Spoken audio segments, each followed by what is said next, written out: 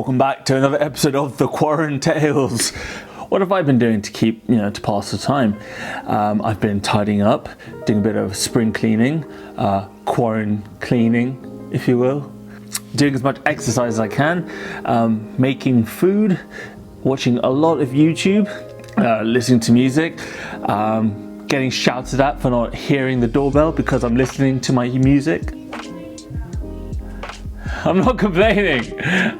I've been looking out the window longingly. I almost didn't put out a video today because I didn't really think I had anything that worthwhile to put out, but I've been really channeling my creative mind force, and I think I've come up with some really good ideas. Well, at least ideas that I would definitely like to watch, but they'll take a bit longer. So today's video is sort of just a filler video just to keep the schedule going. And another thing that's sort of keeping me going is reading your comments. Yeah, and sort of realizing that these videos sort of provide some sort of momentary respite from, from all that's going on today. I thought I'd go through some of my archives and give you sort of some of the stories behind these photos. Not necessarily because these photos were particularly any good. I mean, some of them I'm actually really proud of from like a aesthetic photo point of view, but rather a lot of the times a photo means a lot to you personally because of the story that's behind it. It was outside of Embankment Station in London, and I saw these, they're sort of dressed up in punk outfits. They had these crazy outfits, really typical punk. And I went to take a photo of these guys, and little did I know that I thought he was playing around. This guy who's giving me the two fingers over here, guys. By the way, this is not a nice gesture, but I was like, I thought he was just playing around, and it turns out he wasn't. He then decided to demand money from me, saying like, "Oh, this is my." I was shocked. It was the first time I'd ever sort of been received badly by anyone because I took their photo. I sort of followed the typical street photographer rules of just smile, and hopefully, 9 times out of 10, probably 99.999% of the time, when you smile, people are usually pretty cool. This photo, this one, this is a terrible photo. I think this was taken with, this was taken with the Canon A1 as well. It's really blurry, it's underexposed. But the reason why I love this one is because this is a picture of my girlfriend at the height of a PhD thesis. It was the middle of summer. It was a dark time for everyone, really. She can never hear me. I think this sums up. She didn't want to talk to anyone, didn't want to go outside.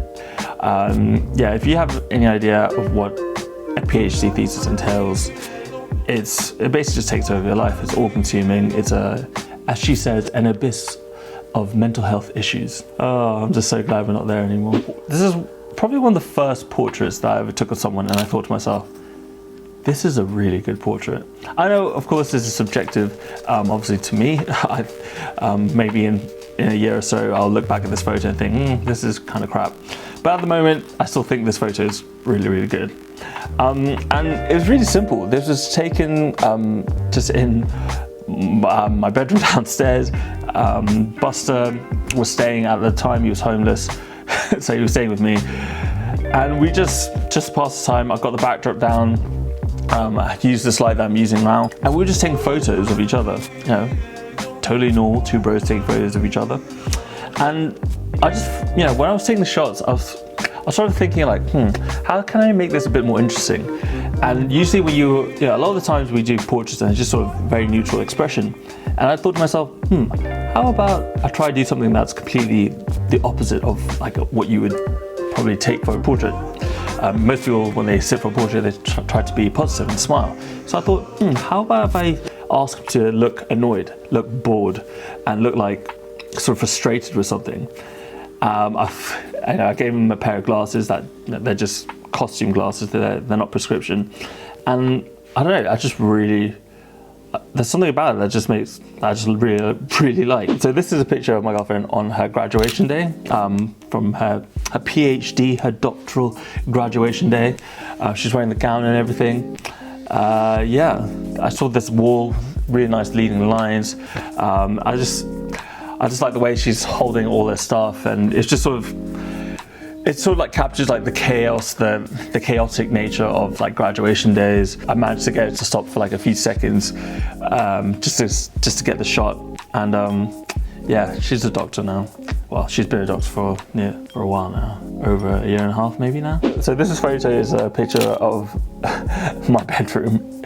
You can see what an absolute mess that is. Like, my girlfriend's upstairs. People like to think that boys are messy. I think that's a complete lie. My girlfriend is so messy. I've given her an entire cupboard to herself, and yet she insists on using the bed as extra cupboard space. Like, that I just had to take a picture of it. And just to make it a bit more interesting, I even put a light in the background just to make it seem more artistic, more sort of atmospheric or whatever. I just really wanted to capture this moment because it was just peak floordrobe, peak bedrobe. That's basically the reason why I made this video, is because I wanted to tell this story. And I'm so gutted because you'll see that I misfocus. Like, for some reason I focus all the way back on the people behind. But I love this photo because this was taken in Eastbourne on a really, really beautiful summery day last year. Actually, it wasn't summery, it was taken in April last year. But I just saw this gentleman, on the left, and I just loved his outfit. And it was so funny because he was, I could see him. I was, you know, when you're a street photographer, you just sort of have like this radar. You're constantly looking for people, and I just saw him asking his wife. I think he was either asking his wife to take a photo of him, if I remember correctly, because he was just so, anyway, long and short of it, he was just so proud of his outfit, and he was asking his wife, I think he was asking his wife to take a photo of his outfit because he was just so pleased with it. And I just saw this moment, I was like, oh my god, that is just the most adorable, the funniest thing. So I was like thinking about, oh, should I go ask him for a photo? I was like, I walked past him and I walked back in. I was like, oh, I gotta do it. If I don't take a photo of him, I'm gonna regret it. So I went up to them and I asked him, I asked the gentleman, like, do you mind if I take your photo? And his wife was really like, sort of like, whoa, why do you want to take a photo of us, of my husband? Why? Like, she just couldn't understand what I was getting at. And I just told him, I told both of them, like, oh, I just really like his outfit. And they were just so flattered. And as soon as they understood, like, that I was just some weirdo who just like take photos of people, they were just so happy, like, oh yeah, sure, go for it. And you can see how it just made their day. So obviously I focused on the background. But yeah, as soon as I took the photo, I was so happy with myself. I was like, yes, I got the photo. But then I looked down and I noticed that I was focused on infinity. I was like, oh no. But either way, I'm so happy I took the photo, just because of that interaction that I had with this lovely older couple. I'm sure you guys have some really, really nice photo stories that you have. If you do have one, let me know down in the comments. Share that with everyone else. I encourage you, please leave a comment down below. Reading your comments sort of make all these videos worthwhile. It's keeping me going. I'm sure, I hope these videos are keeping you going. I've got some pretty ambitious ideas coming for you guys. So stay tuned. Definitely worthwhile subscribing for them. Yeah, I reply to all the comments. So if you don't know how we do things around here, I upload to the channel twice a week. Yes, that's right, twice a week. We're going for 10,000 subscribers, so do subscribe. Follow me on Instagram at Zain Shoots Film. Check out my portfolio at zainreezer.com. And with all that said and done, guys, keep learning, keep shooting. I know it's hard. I know it's hard right now to keep on shooting, but find a way.